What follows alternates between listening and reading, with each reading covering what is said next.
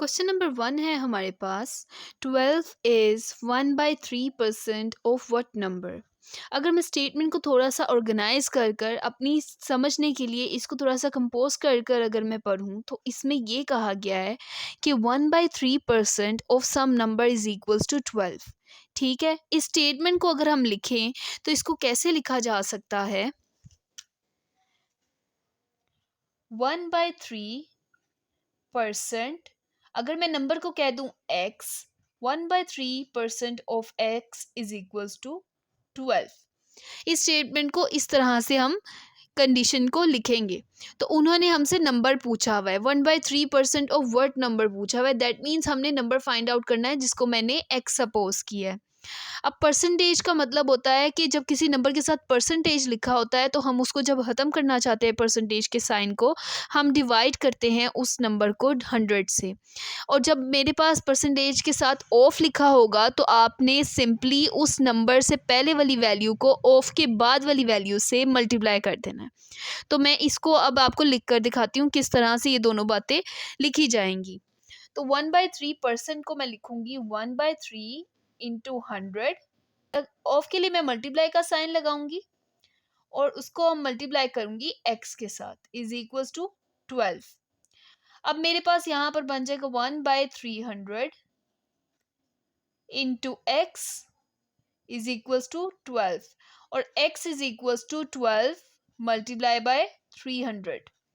यहाँ से मेरे पास सिंपली आंसर निकल आता है x का विच इज 3600। तो आपका यहाँ पर ऑप्शन डी जो है ये आपका करेक्ट है। x is equals to 3600 and 12 is 1/3% of 3600। So आपका ऑप्शन डी करेक्ट है। क्वेश्चन नंबर 2 है हमारे पास। What percent of 75 is x। हमें क्वेश्चन में ये पूछा जा रहा है कि 75 का कितना परसेंट है जो x के इक्विवेलेंट है। अब x आपके पास यहाँ पर इंफॉर्मेशन कह सकते हैं डाटा की सूरत में यहाँ पर दिया गया है।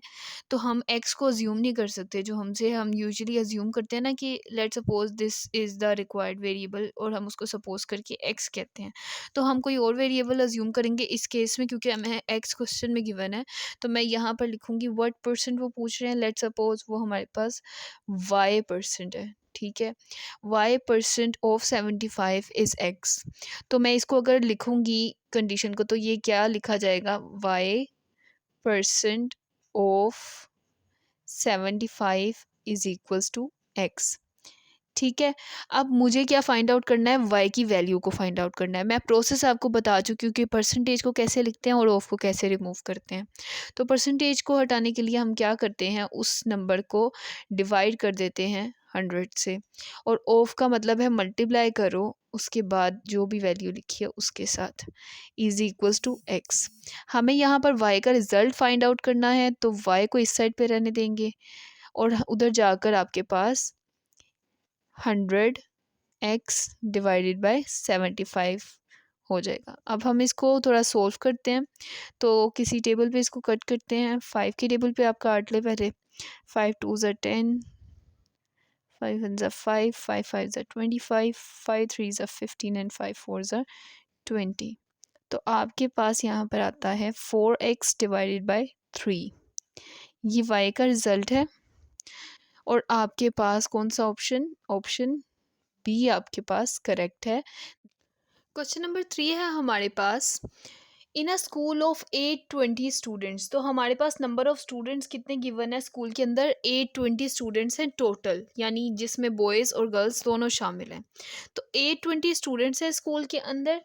आगे आपको दिया गया है डाटा मज़ीद कि 55% आर बॉयज़। इनमें से 820 में से 55% जो हैं वो बॉयज़ हैं। हमने फाइंड आउट करना है the number of boys and girls. ठीक है, हमने काउंट फाइंड आउट करना है इनका, इनकी परसेंटेज आपको एक ही गिवन है और वो बॉयज़ की है। ठीक है, सबसे पहले हम इसी को डाटा को उतारते हैं। तो हमारे पास टोटल स्टूडेंट्स कितने हैं स्कूल के अंदर, 820। और हमारे पास परसेंटेज ऑफ बॉयज़ भी गिवन है विच इज़ 55 परसेंट। अगर मुझे निकालने नंबर ऑफ बॉयज सबसे पहले, तो मैं क्या करूँगी, इसको परसेंटेज को कन्वर्ट करूँगी नंबर में। तो 55% किसका है, बेसिकली 55% है ऑफ टोटल, विच इज़ 820। तो ये हमारे पास क्या आएगा, number of boys. 55% of 820 is equals to number of boys. तो इसको अगर मैं लिखना चाहूँ तो इसको मैं लिख सकती हूँ 55 डिवाइडेड बाय 100 मल्टीप्लाई बाय 820। ठीक है, वो हमारे पास आ जाएगा नंबर ऑफ बॉयज। इसको सोल्व करने के बाद मेरे पास निकलता है number of boys equals to 451। अब मैंने नंबर ऑफ गर्ल्स निकालनी, ठीक है। नंबर ऑफ बॉयज़ मेरे पास 451 आ गए हैं। अब मुझे नंबर ऑफ गर्ल्स किस तरह से फाइंड आउट करनी है, मुझे टोटल पता है स्टूडेंट्स कितने हैं, इसमें से मैं अगर 451 माइनस कर दूँ तो मेरे पास नंबर ऑफ गर्ल्स आ जाएंगी। तो number of girls is equals to 820 minus 451 which is equals to 369। तो मेरे पास गर्ल्स का काउंट भी आ गया और बॉयज़ का काउंट भी आ गया। गर्ल्स मेरे पास 369 है और बॉयज़ जो हैं स्कूल में कितने हैं, 451। सो इसका ऑप्शन डी जो है वो आपका करेक्ट ऑप्शन है। 451 boys and 369 girls out of 820 overall students in the school. So option D is correct here. Question number 4 है हमारे पास, local telephone call increased in price from 25 rupees to 30 rupees and we have to find out what percentage increase was this. ठीक है, तो हमारे पास पहले क्या थी, इनिशियल प्राइस क्या थी कॉल की, 25 रुपीज़, और उसके बाद वो इंक्रीज़ होकर 30 रुपीज़ उसकी प्राइस होगी। तो हमारे पास जो चेंज आया है वो क्या है, यानी इंक्रीज इन प्राइस कितना है हमारे पास, वो है 30 minus 25 which is equals to 5। ठीक है, ये हमारे पास इंक्रीज है। ओरिजिनल हमारे पास क्या था, 25, और 5 का चेंज आया है, यानी 5 का इंक्रीज हुआ है। तो हमारे पास हमने क्या फाइंड आउट करना है, परसेंटेज इंक्रीज। तो परसेंटेज इंक्रीज ये हमने फाइंड आउट करना है। परसेंटेज निकालने का फॉर्मूला आप जानते हैं, हम उस वैल्यू को टोटल से डिवाइड करते हैं और मल्टीप्लाई करते हैं 100 से। ये 4 हो जाएगा और यहाँ पर 5 4 ज़रा आपके पास 20% आपके पास ये परसेंटेज आपका इंक्रीज कहलाएगा।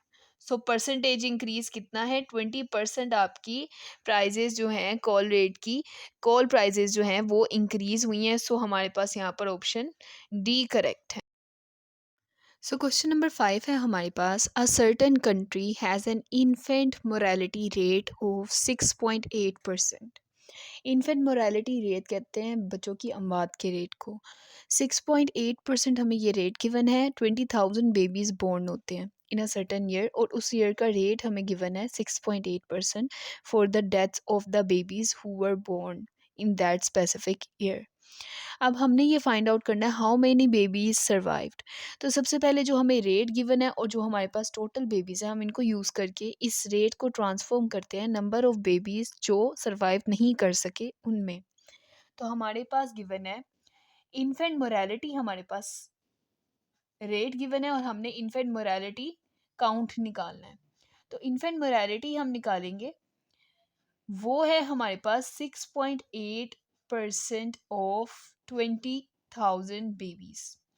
इसको अगर हम नंबर्स में कैलकुलेट करेंगे तो 6.8 divided by 100 multiply by 20,000 which means कि ये क्या आपके पास रिजल्ट आएगा 1360। अब 1360 वो काउंट है जो सरवाइव नहीं कर सके थे, जो बेबी सरवाइव नहीं कर सके ये वो काउंट है। तो हमने निकालना है जो बेबी सरवाइव किए उनका काउंट। तो वो हम कैसे निकालेंगे, हमारे पास टोटल बेबीज जो हैं, हमने सरवाइव का काउंट निकालना है। तो सरवाइव्ड का काउंट किसके इक्वल है, टोटल माइनस नॉट सर्वाइव्ड। तो टोटल हमारे पास 20,000 है, उसमें से 1360 को हमने माइनस करना है, तो हमारे पास काउंट आ जाएगा, तो हमारे पास आंसर आता है इसका 18640, which were the count of those babies who survived. और ये हमारे पास है ऑप्शन बी, 18640 आपके पास नंबर ऑफ बेबीज सर्वाइव्ड है। क्वेश्चन नंबर 6 है हमारे पास, एक एक्सप्रेशन गिवन है in the form of a percentage और हमने इसका रिजल्टेंट फाइंड आउट करना है। एक्सप्रेशन क्या है, 20% ऑफ 50% ऑफ 80 इज। ऑप्शंस आपके पास अवेलेबल हैं।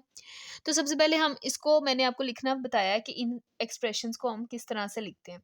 तो 20 है, 20 के साथ परसेंटेज है, तो मैं इसके नीचे लगाऊंगी 100, फिर ऑफ के लिए मैं मल्टीप्लाई लगाऊंगी, फिर 50 है, 50 के नीचे आएगा 100% का, फिर ऑफ के लिए मल्टीप्लाई, और फिर आपके पास वैल्यू है 80। तो ये मैंने इस एक्सप्रेशन को किस तरह से मैं लिखूंगी, किस तरह से मैं इसकी साइंस का मीनिंग लिखूंगी, यानी परसेंटेज का क्या मतलब है, ऑफ का क्या मतलब है, ये मैंने लिखा है। सिंपली हम क्या करेंगे, कटिंग्स करेंगे, जो चीज़ें कट हो सकती हैं उनको काट देंगे, और हमारे पास 5 2 ज़ा 10, 10 8 ज़ा 80, और नीचे आपके पास 10 आएगा, और 10 8 ज़ा 80, तो आपके पास इसका रिजल्ट निकलता है 8। तो आपका ऑप्शन सी करेक्ट है। क्वेश्चन नंबर 7 है, in a basket containing 180 pairs, 180 pairs मौजूद हैं बास्केट में, टोटल कितने हैं 180, ठीक है। 9 पेयर्स आर स्पॉइल्ड, और खराब उनमें से कितने हैं 9, ठीक है। 9 pears are spoiled, what percentage of pear in the basket are not spoiled. हमने उनकी परसेंटेज निकालनी है जो स्पॉइल्ड नहीं है, वो पेयर्स जो बास्केट में स्पॉइल्ड नहीं है, हमने उनकी परसेंटेज फाइंड आउट करनी है यहाँ पे। तो सबसे पहले हम क्या करेंगे, हमें ये तो गिवन है कि स्पॉइल्ड कितने हैं, लेकिन हमें नॉट स्पॉइल्ड वाले काउंट का नहीं पता। वो हम किस तरह से फाइंड आउट करेंगे, पेयर्स नॉट स्पॉइल्ड, इसका काउंट हमने फाइंड आउट करना है। वो किसके इक्वल होगा, 180 माइनस 9 के, विच इज इक्वल टू 171। तो 171 वो हैं जो स्पॉइल्ड नहीं है। तो हमने फाइंड आउट बेसिकली क्या करना है, हमने फाइंड आउट करना है percentage, what percentage of pears in the basket are not spoiled. तो परसेंटेज फाइंड आउट करने के लिए हम क्या करते हैं, उस काउंट को टोटल से डिवाइड करते हैं और मल्टीप्लाई कर देते हैं 100 से। तो सिंपली यही हमने नॉट स्पॉइल की परसेंटेज निकालनी है। तो नॉट स्पॉइल का count divided by total count multiply by 100। तो हमारे पास यहाँ पर सिंप्लीफिकेशन हम करेंगे और हमारे पास रिजल्ट आ जाएगा इसका 95%, ठीक है। 95% of the pears in the basket are not spoiled, so option C आपका यहाँ पर करेक्ट है। क्वेश्चन नंबर 8 है हमारे पास, 30% of all women are voters, यानी हमारे पास जितनी भी विमेन है उसका 30% वोटर्स का है, and 42% of the population are women, और जितनी भी पॉपुलेशन है उसका 42% क्या है विमेन का। तो दो चीज़ें सबसे पहले हमें प्रोवाइड की गई हैं इन्फॉर्मेशन में, 32% ऑफ विमेन जो है वो किसका है, वोटर्स का है परसेंटेज। उसके बाद आपके पास 42% जो है वो किसकी परसेंटेज है, विमेन की परसेंटेज है, ठीक है। 42% हमारे पास विमेन की परसेंटेज है और 30% हमारे पास वोटर्स की परसेंटेज है, ठीक है।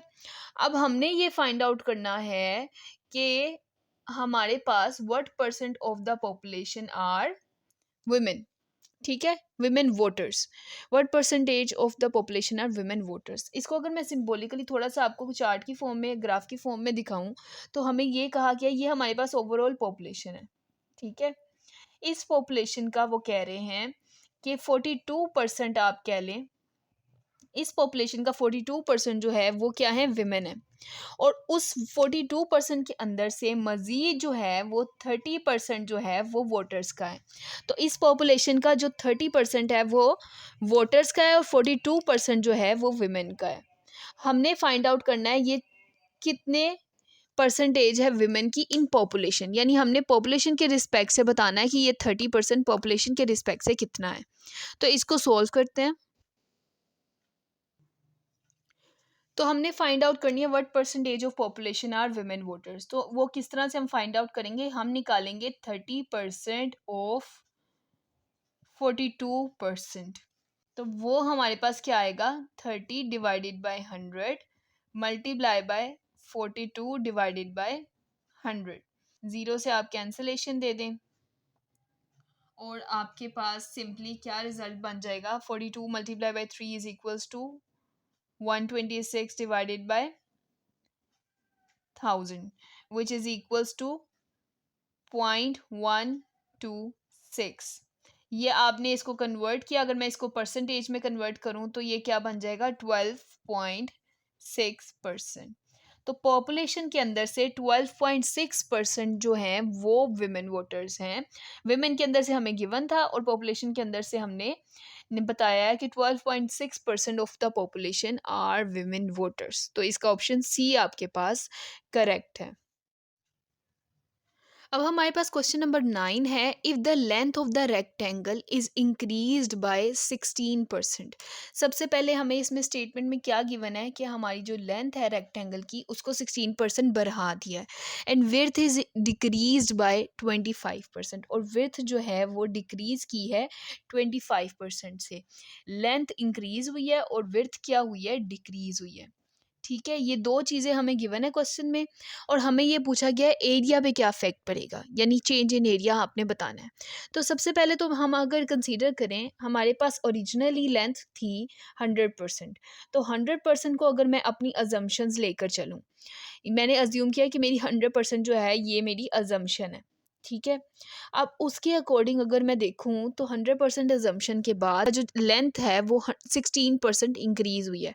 तो लेंथ कितनी हो जाएगी, 116%। 100 की बजाय वो न्यू लेंथ जो है जिसे मैं L1 कह देती हूँ, L1 बन जाएगी 116%।